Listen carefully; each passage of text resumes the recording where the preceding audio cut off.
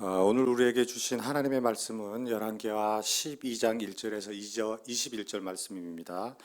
성경 본문이 길어서 1절부터 3절까지 그리고 13절에서 21절까지 교독하도록 하겠는데요. 저와 성도님들 한 절씩 나누어 교독하도록 하겠습니다.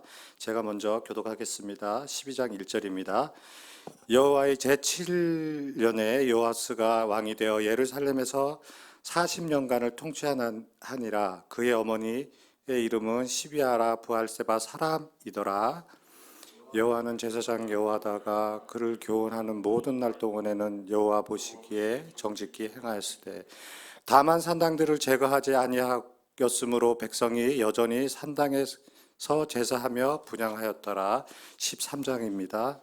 여호와의 성전에 드린 그 은으로 그 성전은 은 대접이나 불집게나 주발이나 나팔이나 아무 금그릇이나 은그릇도 만들지 아니하고 그의 일을 행하는 자에게 주어 그것으로 여호와의 성전을 수리하게 하였으며 또 그 은을 받아 일꾼에게 주는 사람들과 회개하지 아니하였으니 이는 그들이 성실히 일을 하였음이라. 속건제의 은과 속건제의 은은 여호와의 성전에 드리지 아니하고 제사장에게 돌렸더라. 그때 아람 하사엘이 올라와서 가드를 쳐서 점령하고 예루살렘을 향하여 올라오고자 하므로 유다의 왕 요아스가 그의 조상들을 유다의 왕 여호사밧과 여호람과 아사야가 구별하여 드린 모든 성물과 자기가 구별하여 드린 성물과 여호와의 성전 곳간과 왕궁에 있는 금을 다 가져다가 아람 왕 하사엘에게 보냈더니 하사엘이 예루살렘에서 떠나갔더라. 요아스의 남은 사적과 그가 행한 모든 일은 유다 왕 역대 지략에 기록되어 되지 아니하였느냐. 요아스의 신복들이 일어나 반역하여 실라로 내려가는 길에 그 블록궁에서 그를 다 같이 읽겠습니다. 그를 쳐서 죽인 신복은 시므아세의 아들 요사갈과 소말의 아들 여호사밧이었더라. 그는 다윗성에 그의 조상들과 함께 장사되고 그의 아른 그를 대신하여 왕이 되니라. 아멘. 오늘 새벽제단과 온라인으로 예배하시는 우리 성도님들 환영하고 축복합니다. 정말 떨리는 마음으로 평신도 권사가 이렇게 다니어 선다는 것은 정말 하나님의 은혜와 또 축복이 아니면 할 수 없는 일이죠. 오늘 말씀을 준비하면서 지난 주일날 담임 목사님과 설교 크리틱을 하면서 정말 많이 울었습니다. 하나님께서는 이 역사서를 통해서도 나를 깨닫게 하시고 회개하게 하시고 나의 길을 인도하시는구나 라는 생각을 드니까 정말 눈물을 안 흘릴 수가 없더라고요. 정말 깊은 마음의 감동이 있었습니다. 우리가 10월 중순까지 열왕기서에 대해서 매일 말씀을 통해서 말씀을 나누고 또 기도할 텐데요. 우리가 단지 열왕기서를 이스라엘 역사서로만 본다면 정말 큰 은혜는 없을 것입니다. 근데 이 역사서를 통해서 하나님이 우리에게 주시는 말씀과 또 감동과 깊은 은혜가 있습니다. 우리가 단순하게 이스라엘의 역사서로만 보지 마시고 정말 하나님이 주시는 말씀이라고 보시면 정말 큰 은혜가 있을 것이라고 생각합니다. 사실 이 열왕기서는 역사서다 보니까 왕들에 대한 이야기가 굉장히 많이 나옵니다. 우리 북이스라엘 왕이 19명이고 남이스라엘, 남유다라고 하죠. 거기가 22명의 왕이 있는데 총 41명의 왕입니다.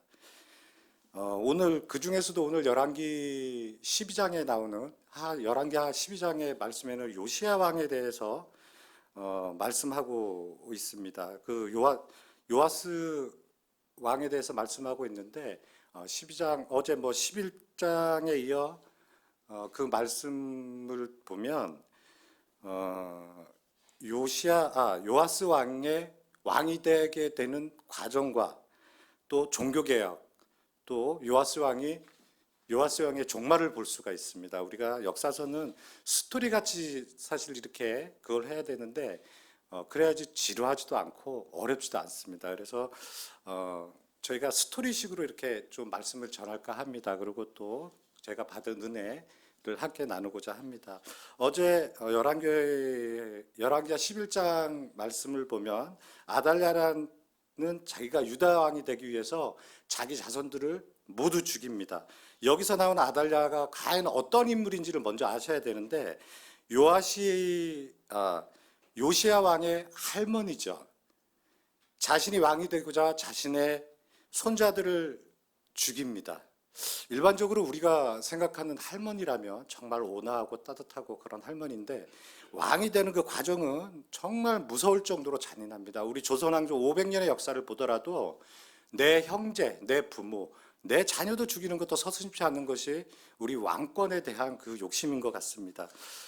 더군다나 이 아달랴는 왕이 되고자 하는 욕심도 있었지만 그 선조들이 다윗을 섬기던 그리스도인이다 보니까 이 아달랴는 바알을 굉장히 우상 숭배하며 섬기던 여왕이었었죠. 그러다 보니까 다윗의 자손을 멸절시키겠다는 그런 욕심도 없지 않아 있었을 겁니다.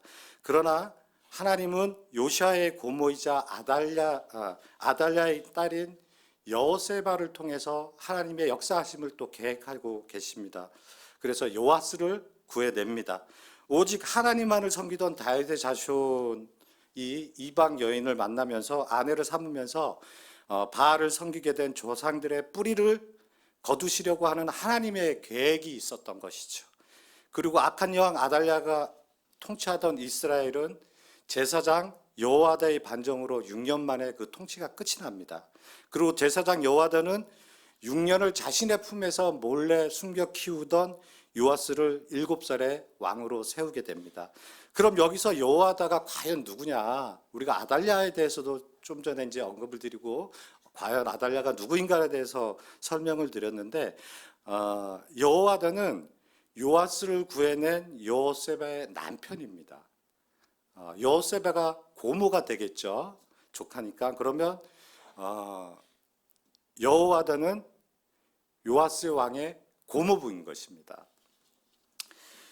요아스는 제사장 여호와다를 통해서 하나님의 말씀과 율법과 교훈을 받습니다. 그 결과 요아스는 하나님을 경외하는 자가 되어 하나님께 인정받는 자가 됩니다. 그런데 구체적으로 요아스 왕에 대한 유다의 행한 일을 보면 바알 우상에 대해서 철저하게 무너뜨리고 제거합니다. 그리고 바알의 제사장인 맏단을 죽이기도 합니다. 그리고 또한 성전 보수에 아주 열심을 냅니다. 이렇게 요아스의 종교개혁이 시작되는 것이죠. 우리가 요아스 왕의 종교개혁이라면은 다시 한번 말씀드리지만 첫째는 우상숭배를 철저히 파괴하고 그 다음에 바알의 제사장 맏단을 죽이고 또 하나님의 성전을 보수하는 데 아주 열심입니다. 주의 성전인 그러니까 솔로몬이 지은 지 요시야 왕 때가 100년이 지났습니다. 100년이 지나다 보니까 우리가 건물도 단 몇 년만 수리하지 않아도 낡고 허물어지게 됩니다. 근데 100년이라는 시간이 지났으니 얼마나 많이 허물어졌겠어요. 허물어지고 또 아달랴가 6년 동안 통치를 했으니 성전 보수는 제대로 하지도 않았겠죠. 또 마찬가지로 왕궁도 마찬가지였을 것입니다. 왕궁도 성전도 제대로 보수가 되지 않았겠죠. 그런데 요시야 왕은 성전 보수에는 아주 열심이었지만 자기가 사는 궁에 대해서는 별로 수리하고 고치는 보수하는 거에 대해서 별로 관심이 없었다고 합니다. 그것은 하나님을 경외하고 하나님의 성전인 그 성전을 보수하는 게 먼저라고 생각했었겠죠.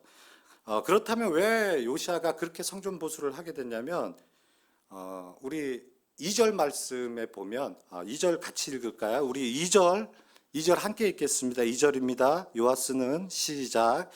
요아스는 제사장 여호와다의 그를 교훈하는 모든 날 동안에는 여호와 보시기에 정직히 행하였으되.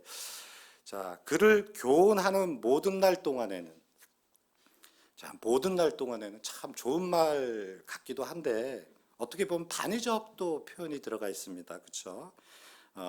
모든 날 동안에는 안 좋은 좋은 말인 것 같기도 한데 사실 좀 안 좋은 말인 것 같습니다. 말씀처럼 요아시스 왕은 여호와의 영향을 받아서 영향을 받고 교훈을 받고 말씀을 가까이 할 때에는 잘했다는 거죠. 정말 잘했다는 거예요. 그런데 여호와다가 죽고 난 다음에는 좀 이상해집니다. 교훈하는 모든 날 동안에는, 이 말은 즉슨 결론은 아니다라는 얘기죠. 아니다라는 겁니다. 이처럼 하나님을 경외하던 여호와다가 나중에는 타락하게 됩니다. 열왕기에 기록되지는 않았지만 역대하 24장을 보면 요아스는 자신의 영적 아버지 제사장 여호와다가 죽은 후에 하나님의 성전을 버리고 아사라의 목상과 우상을 섬겼다고 기록되어 있습니다. 또한 그의 잘못을 책망하던 제사장 여호와의 아들이죠, 스가랴를 하나님의 전에서 하나님의 뜰에서 돌로 쳐 죽이는 그런 죄악을 행하게 됩니다. 이같이 여호와다가 있을 때는 하나님을 잘 섬겼지만 여호와다가 죽은 다음부터는 우상 숭배를 하게 됩니다. 요아스 왕은 하나님의 말씀과 계명으로 하나님을 잘 섬기는 왕이었지만 또 어떻게 보면 죽어 없어질 사람의 존재를 더 의지하지 않았나 하는 생각을 해봅니다. 그런 영적 지도자인 여호와다가 죽음 이후 그의 삶과 죽음은 어땠나요? 정말 비참할 정도의 삶을 살았습니다. 영적 지도자의 말에 순종하고 따르는 것은 정말 중요하고 바른 일이지만 그 가르침 속에서 진신된 하나님을 만나야 되는데 이 요시야 왕은 하나님을 만나지를 못한 거죠. 이 요아스 왕이 하나님을 제대로 만났다면, 하나님 말씀 중심으로 살았다면 정말 이런 불신앙적인 생활을 하지는 않았을 것입니다. 그러다 보니 여호와다의 죽음도 이후로 하나님을 멀리하게 되고 말씀 속에서 살지 못하게 되는 것이죠. 여러분도 뭐 잘 아시겠지만 우리 설암목자교회 원로 목사님이신 유기성 목사님이 늘 하시던 말씀이 있었어요. 교회와 담임 목사인 저를 보고 신앙생활을 하지 말라고 굉장히 많은 말씀을 하셨던 것 같아요. 그것은 바로 왕이신 오직 하나님만 바라보고 신앙생활을 하라는 말씀이셨겠죠. 제가 26일 날 목요일 날 사업적으로 정말 중요한 사람을 만나기로 약속이 되어 있습니다. 내년 사업에 정말 중요한 역할을 하실 분인데 정말 기대가, 지금도 사실 그 기대는 없앨 수가 없습니다. 그분의 도움이 정말 중요하고 저에게는 절실하기 때문에 큰 기대를 갖고 있었습니다. 그런데 주님이 매일매일 말씀 묵상을 통해서 저에게 강한 메시지를 주시는 게 하나 있었어요. 그것은 18일자 매일 성경 말씀을 보면 우리가 두려워해야 할 대상은 권력자가 아니라 그를 세우기도 하시고 패하기도 하시는 하나님입니다라는 말씀이었습니다. 그 말씀을 보고 정말 회개가 되더라고요. 이 메시지를 보면서 하나님이 계획하시고 우연 같지만 이번 만남을 주신 하나님께서 나의 도구로 쓰시려고 하는 그 사람을 왜 그 사람에게 그렇게 큰 기대를 하는지, 그리고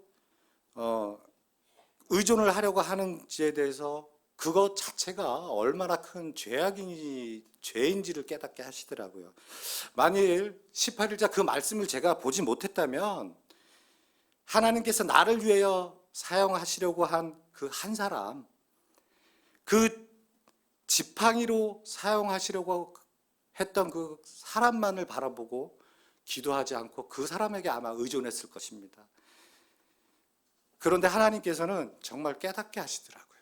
하나님이 사용하시는 그 지팡이보다 그 지팡이를 잡고 있는 하나님의 오른손, 하나님의 왼손을 보라고 말씀하시더라고요.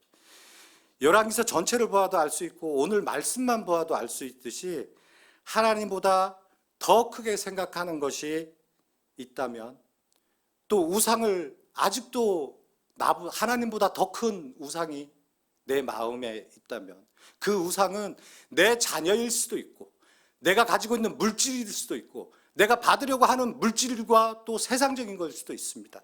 하나님보다 더 큰 것은 나에게는 모든 것이 우상인 거죠. 그 하나님께서는 사람을 들어 당신의 지팡이 역할을 받게 되지 않는 그 사람을 보지 않게 하시더라고요. 하나님을 보실 수 있는 눈을 열어주시더라고요. 오늘 말씀에도 요아스 왕이 하나님 말씀을 멀리하고 우상 숭배를 할 때 멀리 있는 북이스라엘 하사엘을 통해서 징계의 채찍으로 사용하셔서 왕국을 침략해 하시죠. 또 신하들에게 의해 살해당하는 비참한 최후를 맞이하게 됩니다. 만일 제가 하나님이 주시는 메시지를 보지 못했다면, 깨닫지 못했다면 요아스 왕과 다를 바가 없었을 것입니다. 그 사람만 쳐다보고 있었을 겁니다. 주권자이신 하나님을 바라보지 못하고 사람만을 쳐다보고 똑같은 이런 일을 했다면 정말 책망받는 하나님의 자녀가 되었겠죠. 이 말씀 이후 저는 이렇게 기도합니다. 사람을 들어 폐하시기도 하시고 세우시기도 하시는 하나님, 사람을 통하여 계획하신 일을 이루어 주시고 나의 기도와 고백이 간증이 되게 하옵소서. 내년 이맘때쯤 다시 제가 또 강단에서 설교 말씀을 전할 기회가 있고 간증할 기회가 주어진다면 오늘의 이 고백이 정말 귀한 간증이 되기를 주님 앞에 기도합니다. 오늘 이 말씀을 통해서 우리에게 주시는 중요한 메시지가 하나 있는데, 우리가 하나님의 말씀을 가까이 하지 않을 때, 가까이 할 때만 우리는 하나님을 경외할 수 있다는 것입니다. 그러므로 이 완악한 세상에서 믿음을 지키고 산다는 것이 오직 하나님 말씀을 가까이 하고 하나님을 경외해야만 요아스 왕과 같이 무너지지 않는 삶을 살아갈 수 있습니다. 우리는 항상 하나님을 경외하는 자가 되어서 하나님의 말씀을 생명같이 여기고 하나님의 말씀을 항상 가까이 해야 되겠습니다.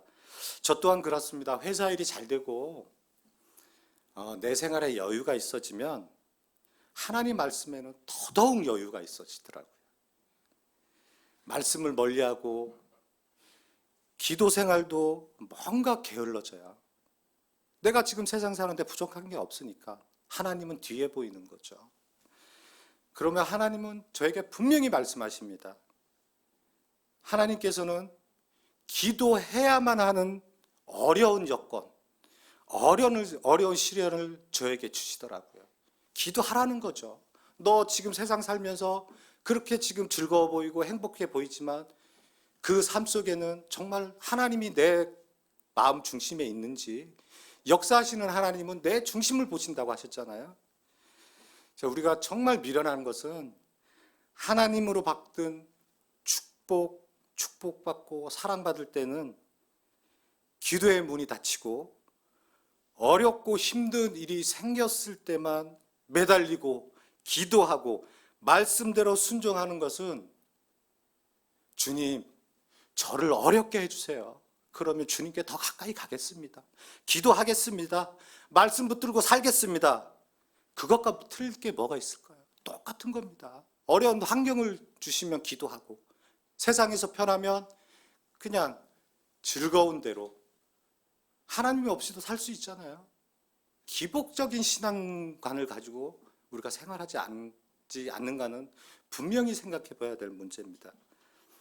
사랑하는 성도 여러분, 우리가 요시야 왕과 같이 말씀을 멀리하고 불순종한 삶을 살다가 책망받고 혼나지 마시고 주님의 말씀 붙들고 그 말씀에 귀 기울이며 순종하는 삶을 살아가시길 주님의 이름으로 기도합니다. 주님의 이름으로 기도합니다. 자, 이제 말씀 붙들고 기도하겠습니다. 2절 말씀. 요아스는 제사장 여호와다가 그를 교훈하는 모든 날 동안에는 여호와 보시기에 정직하게 행하였으되 우리의 믿음과 신앙이 하나님이 사용하는 그 지팡이만 보지 않게 하시고 그 지팡이를 이용하시어 우리를 인도하시는 하나님을 보게 해달라고 이 시간 주여 한번 부르고 간절히 기도하겠습니다. 기도하겠습니다. 주여